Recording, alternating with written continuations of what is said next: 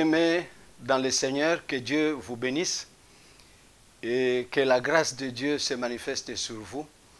Nous nous retrouvons encore aujourd'hui pour notre émission Chaque jour avec Christ. Nous disons chaque jour avec Christ parce que nous voulons vous réveiller à vivre avec le Seigneur Jésus. Et dans tout ce que nous disons, nous montrons l'importance de Christ dans notre vie quotidienne, la vie de chaque jour. Aujourd'hui, nous avons comme thème le voyageur sur la terre. Le voyageur sur la terre. Tout homme sur la terre doit reconnaître qu'il est voyageur, qu'il est de passage pour aller au ciel. Mais vivre comme un voyageur sur la terre, ce n'est pas facile. Souvenez-vous que Jésus, dans Jean chapitre 17, le verset 14, il dit « Je leur ai donné ta parole et le monde les a haïs parce qu'ils ne sont pas du monde, comme moi, je ne suis pas du monde. » Les personnes à qui Jésus parle, les personnes qui ont cru en lui, ne sont pas du monde. S'ils ne sont pas du monde, qu'est-ce qu'ils font au monde? Ils sont des passages. Ils sont en train de voyager vers le ciel. Mais vivre comme un voyageur sur la terre, ce n'est pas facile. Pourquoi? Parce que, ayant eu la parole de Dieu, il y a beaucoup de choses qui se font sur la terre.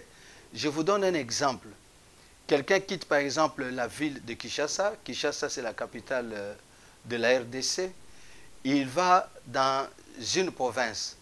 Mais pour arriver à la province de destination, il y a une autre ville qui le sépare de cette province-là. Lorsqu'il arrive dans cette ville, il arrive à croiser par exemple une femme ou une jeune fille. Il convoite la jeune fille et il finit par épouser cette fille et il reste dans cette ville-là à cause de la convoitise qui l'a amené au mariage et il reste dans cette ville-là. Il ne continue plus. Qu'est-ce qui l'a fait arrêter? C'est la convoitise. Il n'est plus arrivé à la destination à cause de la convoitise qui l'a poussé au mariage et c'est fini pour lui, il n'atteint pas la destination. C'est comme ça pour les chrétiens. Ils ont cru au Seigneur, le Seigneur leur a donné la parole de l'éternité, sachant qu'ils ils sont pas du monde, ils sont en voyage, ils voyagent pour aller vers le ciel. Mais le monde a beaucoup de choses. Il y a beaucoup de choses sur la terre, il y a des choses, des voitures qu'on fabrique, il y a des avions qu'on construit, il y a des modèles d'habillement, il y a des modèles de chevelure, il y a beaucoup de choses qui se font sur la terre. Et sur la terre, il y a un aspect très très important, la convoitise des yeux, la convoitise de la chair. Partant de la convoitise, l'homme prend plaisir à rester au monde. Avec tout ce qu'on fabrique au monde, la personne, s'il n'est pas secourue par Christ, tout ce qu'il voit de ses yeux le pousse à la convoitise et il prend la résolution de rester sur la terre. Je vous donne un exemple. Jésus a pris des disciples pour aller sur une montagne. Je suis dans Matthieu chapitre 17. Je vais lire le premier verset. Nous pouvons aller même jusqu'au 4e verset. Que dit la parole de Dieu? Matthieu 17, verset 1 à 4. Ça, c'est un exemple que je prends pour illustrer ce qui se passe aux voyageurs de la terre, aux voyageurs qui voyagent vers le ciel. Mais je prends un exemple biblique sur ce qui est arrivé entre les disciples lorsqu'ils étaient en présence de Christ. La Bible dit, 6 jours après, Jésus prit avec lui Pierre, Jacques et Jean, son frère, et il les conduisit à l'écart sur une haute montagne. Alors, il fut transfiguré devant eux, son visage resplendit comme le soleil, et ses vêtements devinrent blancs comme la lumière.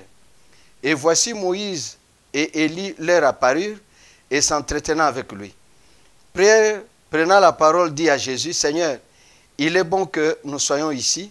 Si tu le veux, je dresserai ici 3 tentes, une pour toi, une pour Moïse et une pour Élie. » Vous voyez ce que Pierre a fait là. Il y a eu une transfiguration. Ils ont vu ce qu'ils ont vu là. Ça a poussé Pierre à dire que voilà, Seigneur, restons ici. Je vais dresser 3 tentes une pour toi, une autre pour Moïse, une autre pour Élie.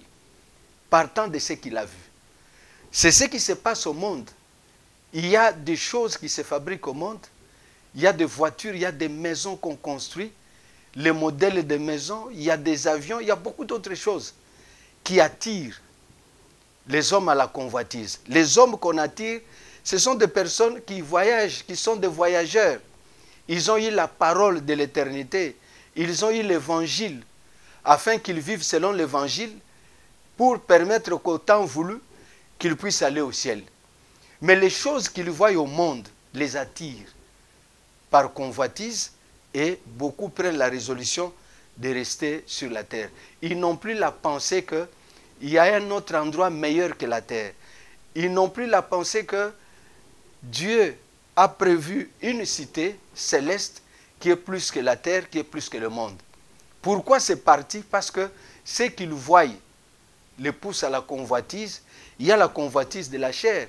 Combien se livrent à l'ivrognerie, combien se livrent à la débauche, à l'impudicité, et ils trouvent qu'ils peuvent rester sur la terre. Non seulement ils le déclarent, mais ils n'ont pas la pensée d'aller ailleurs. Ils n'ont pas la pensée qu'il y a un autre endroit plus meilleur que le monde ici.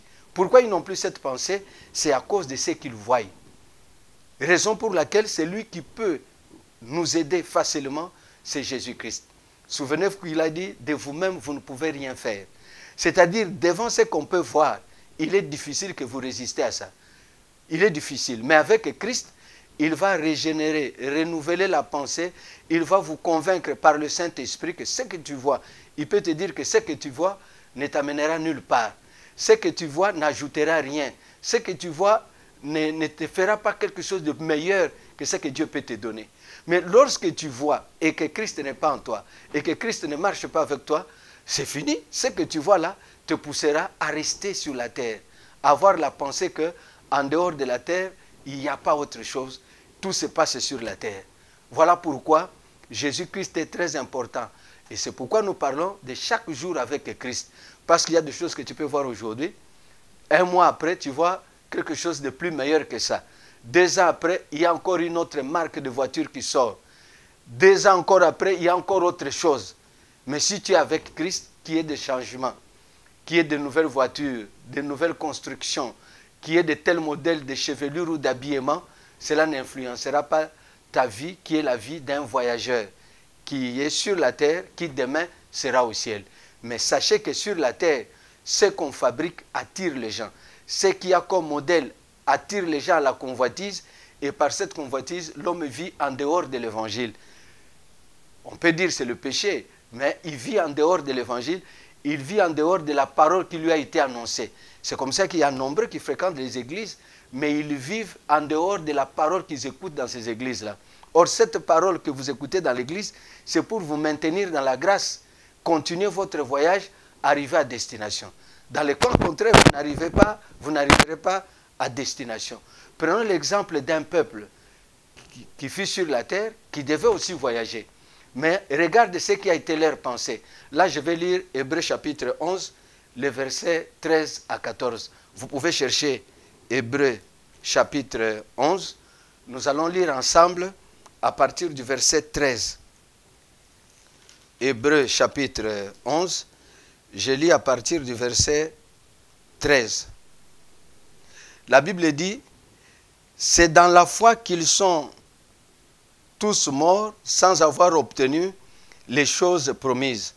Mais ils les ont vus et salués de loin, reconnaissant qu'ils étaient étrangers et voyageurs sur la terre. » Ils avaient des promesses, mais ils n'ont pas vécu ces promesses-là. Mais dans leur pensée, ils reconnaissaient qu'ils étaient étrangers et voyageurs sur la terre. Qu'est-ce qu'on dit? Ils les ont salués de loin. C'est pour dire que dans la pensée de ces personnes, quoi qu'ils n'ont pas eu des choses qu'on les avait promis, mais ils sont morts, ils ont trouvé que c'est normal et sont des voyageurs. Cette manière de concevoir les choses prouve qu'ils avaient leur pensée de voyageurs. Cela ne les avait pas influencés. Manquer quelque chose n'a pas influencé leur vie de voyageurs. Dans la première partie, je montrais ce qu'on fabrique, ce qu'on crée sur la terre qui influence les gens à la convoitise. Il y a aussi ce qu'on peut manquer. Il fallait avoir telle chose, vous ne l'avez pas eu. Vous croyez l'avoir l'année prochaine, vous ne l'avez pas eu. Vous croyez l'avoir 5 ans après, vous ne l'avez pas eu. Et la mort arrive, vous trouvez que c'est normal, bien que je n'ai pas eu ça, mais il y a un endroit où j'aurai ça. Avoir cette pensée, il faut avoir Christ. Quand tu n'as pas Christ, ce qui tu manques peut te pousser à faire n'importe quoi. Ce que tu vois peut te pousser à faire n'importe quoi. Continuons la lecture. La Bible dit au verset 14, « Ceux qui parlent ainsi montrent qu'ils cherchent une patrie. S'ils avaient eu en vue celle d'où ils étaient sortis, ils auraient eu le temps d'y retourner. Mais maintenant, ils en désirent une meilleure, c'est-à-dire une céleste. » Avec Christ, tu vas toujours désirer une céleste. Tu auras un langage qui montre que tu es un passager, tu es un voyageur, tu es quelqu'un qui est de passage. Mais sans Christ, tu n'auras pas ce langage-là. Tu auras une vision terrestre. Qu'est-ce qui te pousse à avoir une vision terrestre? Les choses que tu vois sur la terre, les choses que tu découvres, ces choses t'attirent. Tu te jettes dans ça et tu trouves que c'est normal. Et pourtant, si Christ est avec toi, tu peux voir certaines choses, mais Christ te révèle par le Saint-Esprit, malgré ce que tu vois là, il y a autant au ciel. Tu verras plus que ça. Ce que tu veux avoir des troubles dans ton cœur, ça t'amènera des problèmes. Il y aura beaucoup d'autres choses. Voilà pourquoi nous réveillons le peuple de Dieu à marcher avec Christ, à vivre avec Christ. Et c'est là tout le jour. Ce que tu verras, l'Esprit te parlera. L'Esprit ajoutera quelque chose en toi pour te maintenir dans la grâce. Quelle grâce? La grâce de voyage. Être un passager, être quelqu'un qui reconnaît en tout qu'il est un voyageur, c'est quelqu'un qui va pour atteindre une destination, le ciel. Mais le monde s'est organisé pour fabriquer des choses, pour construire, pour faire beaucoup d'autres choses qui peuvent retenir les gens sur la terre. Je vous ai donné un exemple de quelqu'un qui partait dans une autre ville. Mais dans la ville intermédiaire, par la convoitise, il est resté là. Et il a oublié même là où il partait. Un autre exemple biblique par rapport à Christ face aux disciples, c'est dans Marc chapitre 13. Cherche Marc chapitre 13. Nous allons lire le verset 1 à 2. Marc chapitre 13. Je commence au premier verset.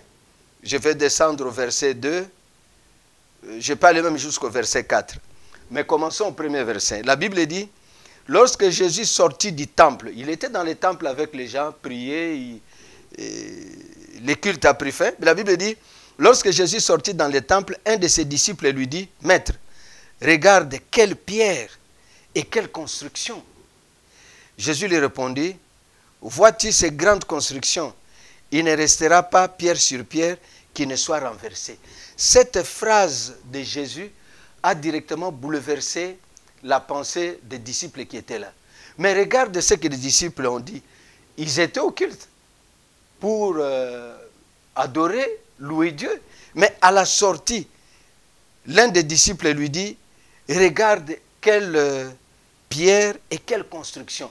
C'est comme on peut te dire, regarde cette voiture. Regarde cette maison telle que ça a été construit. Regarde le modèle d'habillement de cet homme, de cette dame. Regarde sa chevelure. En regardant, tu trouves que non, toi aussi, tu peux arriver à le faire. Toi aussi, tu peux acheter cette voiture. Toi aussi. Alors, tout ça, ça influence la vie des voyageurs.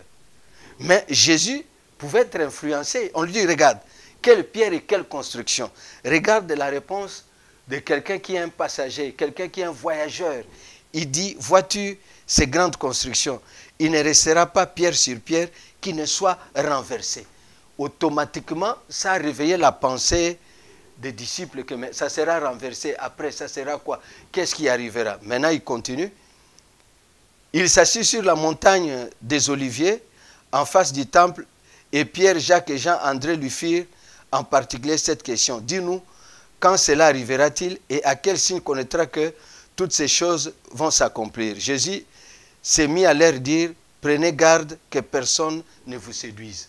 Vous voyez comment les choses ont changé. Parce qu'ici, ils ont compris qu'il y aura autre chose. Tout ce que nous voyons, les constructions, ça passera. Avec Christ, tu peux voir une belle voiture, l'Esprit du Seigneur te dit, bientôt, toutes ces choses vont passer. Le monde va passer et sa convoitise et tout ce qui se trouve, ça va passer. Dès qu'on on te rappelle ça par le Saint-Esprit, tu comprendras que j'ai la voiture ou pas, que je construise ou pas, que je fasse d'abord tout pour que quand toute chose arrivera à la fin, que je me retrouve auprès de Dieu, que je me retrouve avec le Seigneur. Regarde la réponse qu'on leur a dit. Ici ne restera plus pierre sur pierre. Tout sera renversé. Si ça sera renversé, pourquoi je dois me donner à ces choses qui seront renversées? Autant que je me prépare pour aller là où on ne pourra plus renverser, où il y aura des choses, des maisons construites sur des fondements solides, où il y aura des biens que j'aurai d'une manière claire, d'une manière propre, que personne ne peut ravir, que personne ne peut voler, que personne ne peut venir détruire. Au lieu de chercher quelque chose que demain un autre pourra venir me tuer et prendre, ou il pourra venir me faire du mal afin d'acquérir quelque chose que j'ai eu à la sueur de mon front. Voilà, pour que les voyageurs puissent garder la ligne de destination, il faudrait qu'ils marchent avec Christ. Pour que ce que tu verras, qui viendra du monde, qui viendra des hommes, par leur imagination, par leur ingéniosité, que tu sois maintenu dans la parole de l'éternité. Tu sois maintenu dans la ligne droite. Tu sois maintenu dans le voyage. Que le voyage ne soit pas interrompu à cause de certaines choses que nous voyons sur la terre. Voilà, bien-aimés dans le Seigneur, Dieu nous aime beaucoup. Il nous a créés pour vivre avec lui éternellement. Mais ce qui se passe au monde, que ce soit les fabrications, que ce soit les mauvaises choses qui découragent, Jésus va t'encourager. Jésus va te fortifier. Jésus va faire en sorte que tu ne perdes pas courage, que tu restes sur la ligne droite et tu atteindras le ciel. Si certaines personnes comme nous n'ont pas eu des choses qu'on les avait promis et ils les ont saluées de loin, nous sommes des hommes comme eux. Mais nous, l'avantage que nous avons est que nous avons Christ. Nous avons l'espérance en Dieu, mais que les choses du monde n'arrêtent pas notre voyage. Les choses du monde ne nous poussent pas à regarder en arrière. Souvenez-vous la phrase de Christ, celui qui met la main à la charrue et regarde en arrière n'est pas digne du royaume de Dieu. Toi, tu dois être digne. Toi, tu es celui que Dieu attend. Toi, tu es celui que Jésus est parti préparer une place.